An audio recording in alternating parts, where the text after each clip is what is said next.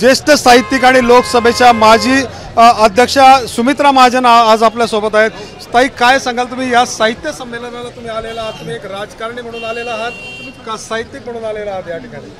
मी खरं सांगू का, माझं व्यक्तिमत्व हे सगळ्याचं मिक्सचर आहे असं समजा.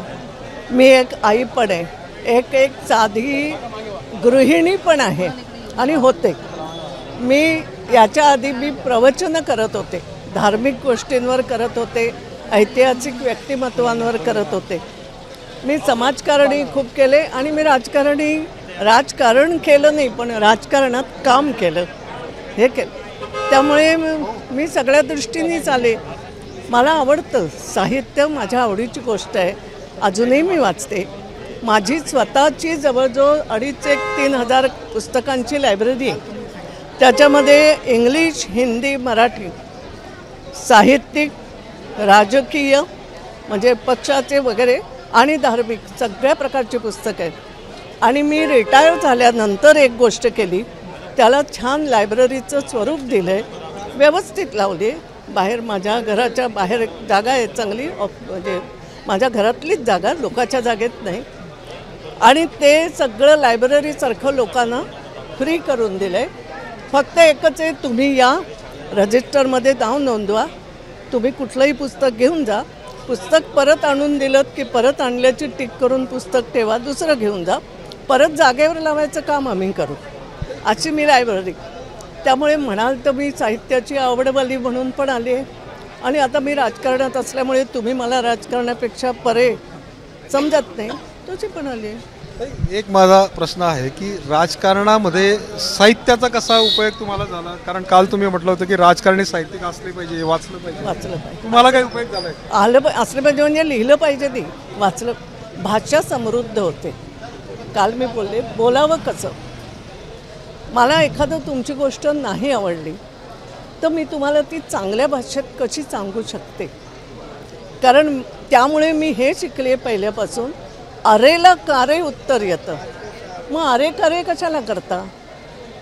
अहो, असं होऊ शकतं का, असंही म्हणू शकता. त्यामुळे तुमची भाषा कशी असावी किंवा समाजामध्ये काय चाललेलं आहे, विचार प्रवाह काय चालले, हे तुम्हाला साहित्य वाचल्यामुळे कळतं, विविध साहित्य वाचल्यामुळे कळतं. त्यामुळे मला असं वाटतं राजकारण्यांनी साहित्य वाचलंच पाहिजे. एक आणि दुसरी गोष्ट, राजकारणीसुद्धा त्यालाही भावना असतात ना. जेव्हा तुम्ही एखादी उत्तम कविता वाचता, जेव्हा तुम्ही एखादा उत्तम लेख वाचता, तो कुठेतरी मनाला तुमच्या शांती मिळते, बरं वाटतं किंवा आनंद होतो. मग तो आनंद तुमच्या चेहऱ्यावरही दिसतो. आणि जितका तुमचा चेहरा आनंदी, तितका तो लोकांना आकर्षित पण करतो. कशाला प्रत्येक वेळेला काही कपाळाला आठ्या आणि त्याला मी देवी म्हणते, राणा भीमदेवी भाषणच दिली पाहिजे असं काही नाही. त्यामुळे राजकारण्यांनी सुद्धा साहित्य वाचावं. आणि इनकर अनेकही कोपरखळ्या कशा द्यायच्या तुमच्या मराठी महाराष्ट्रातल्या सगळ्या, ते पण तुम्हाला साहित्यात चांगल्यापैकी मिळतील ना. कोपरखळ्या कशा द्यायच्या, साहित्य वाचायचं. राजकारणापासून तुम्ही आता बऱ्याच दिवसांपासून आलिप्त असलेलं पाहायला मिळतं. सध्या तुम्ही काय करता आहात आणि तुमचं रुटीन काय आहे सध्या? पहिली गोष्ट म्हणजे राजकारणापासून कोणीच अलिप्त नाही, ना मी आहे, ना तुम्ही आहे, ना हे माझे. कारण प्रत्येकजण पेपर वाचतो, प्रत्येकजण समजायचा प्रयत्न करतो. तुम्हाला जे नाही आवडेल ते तुम्ही तुमच्याशी बोलता, शेजाऱ्याशी बोलता. पण फक्त राजकारण ही एक टिपिकल गोष्ट आपण घेतो की सत्तेचा खेळ, याला पाडू का त्याला वर आणू. राजकारण मी असं नाही मानत. राजकारण हे समाजासाठी, समाजाच्या भल्यासाठी, राष्ट्रासाठी, राज्यासाठी म्हणून नीती निर्माण करण्याचं हे साधन आहे असं मी समजतो. पण मी म्हटलं तर पदावरून रिटायर झाले. मी आमच्या अटलजींना नेहमी मानते, अटल बिहारी वाजपेयी. ते म्हणाले, मी कार्यकर्ता म्हणून कधी पूर्व होऊच नाही शकत ना. त्यामुळे मी अशी रिटायर नाही होऊ शकत आहे. पण हां, मला स्वतःला खूप बरं वाटतंय. जे काही काम आपण करू शकायचं ते केलं आहे असं त्याचं एक समाधान आहे. आणि अजूनही माझ्याकडे जर कोणी आलं तर मी त्यांना भेटते, प्रयत्न करते त्यांच्या समस्या सोडवायचा. आणि मग ह्या अशा विविध कार्यक्रमातून भाग घेते. आणि माझ्या घरी मी आता सगळ्यांना येणाऱ्या जाणाऱ्याला माहिती आहे की ताई आता लवकर उठत नाही. मी एकेकाळी उठत होते, मला जेव्हा लवकर जायचं मी म्हणायचे आता माझं वय झालं, मी शांतपणे उठणार, मी शांतपणे माझं आवरणार आणि मग 12 नंतर तुम्ही मला भेटायला यायचं. मला नाही त्याच्यात काही वावगं नाही वाटत आणि लोकांना पण नाही वाटत. मी फार फ्रीली बोलते त्याच्यामुळे. तुमची एखादी कविता किंवा काही साहित्य पाहिजे आम्हाला, कारण खूप दिवसांना ऐकायची संधी मिळालेली आहे. मला असं आज चांगली संधी होती. नाही, मी कविता वगैरे करत नाही, पण मला काही वेळा काय होतं, मला आव्हान घ्यायला आवडतं.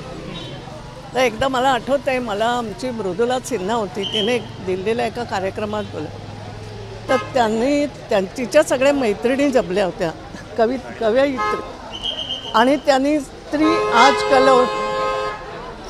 कल आज और कल असं एक त्यांचा ते कार्यक्रम चालू होता आणि मला मुख्य अतिथी म्हणून बसवून दिलं. आता मला पंचायत आली, मी कधी कविता नाही करत, पण काय कुठली तरी देणगी आहे आणि सतत साहित्य क्षेत्रात वावरल्यामुळे तर त्या दिवशी बसल्या बसल्या सुचलं की हो मला, मी त्यावेळेला एक कविता केली छोटीशी कि मालूम है ये मेरा मंच नहीं जिसका मुझे जरा सा भी रंच नहीं मतलब कब नहीं, मला त्याचं काही नाही. आपने विषय दिया स्त्री कल आज और कल. मग त्याच्यावर मी आता मला खूप आठवत नाही, पण मी केली होती की स्त्री कशी असते आहे ना. नारी हिंदीमध्ये नारी म्हणतात, नारी कल आज और कल. नारी नहीं किसी की अरी यानी शत्रु, नहीं किसी की अरी, वह है भारतीय नारी, फिर भी युगों युगों से रही ताड़न की अधिकारी.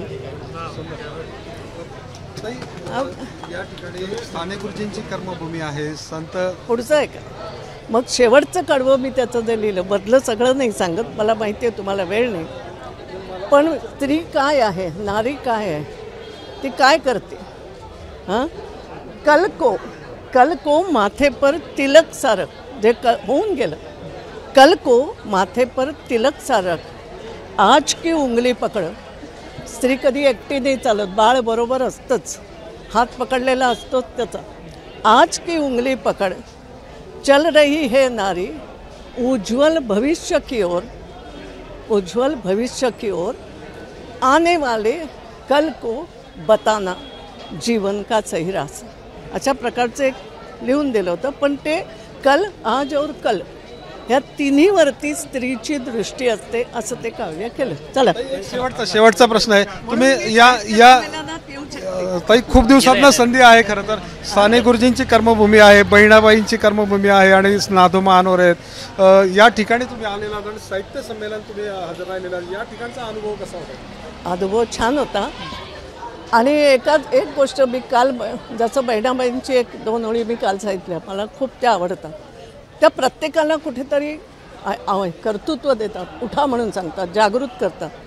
त्यांनी बाया पक्षिणीवर जी कविता केली, त्याच्यात त्या बाया पक्षिणीचं, तुम्हाला माहिती आहे बाया ही अशी पक्षिणी सतत घरटं विणत असते उत्तम, एक नाही बनलं तो दुसरं, ती सोडत नाही काम करणं. त्या बहिणाबाईंनी त्या 3-4 ओळी लिहिल्या आहेत.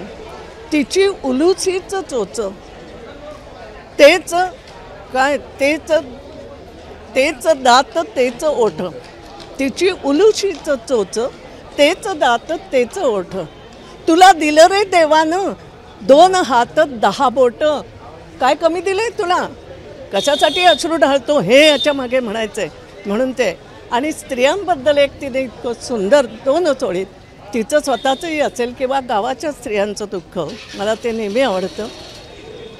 एकच ओळ समजली तर समजा, माय नांदते सासुऱ्याची, लेकीच्या माहेरासाठी, का नांदते, लेकीच्या माहेरासाठी माय नांदते सासुऱ्याची.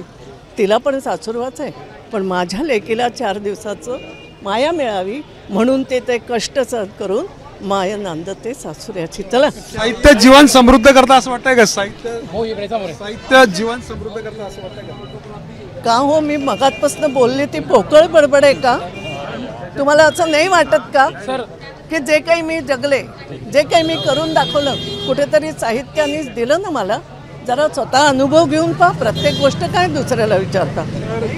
या होत्या सुमित्रा महाजन. त्यांनी या ठिकाणी म्हटलेलं आहे की राजकारण्यांना साहित्याची वाचन करणं आवश्यक आहे, जेणेकरून ते आपला चांगल्या प्रकारचा अनुभव जनतेपर्यंत नेऊ शकतील. चंद्रशेखर नेवे, एबीपी माझा, जळगाव.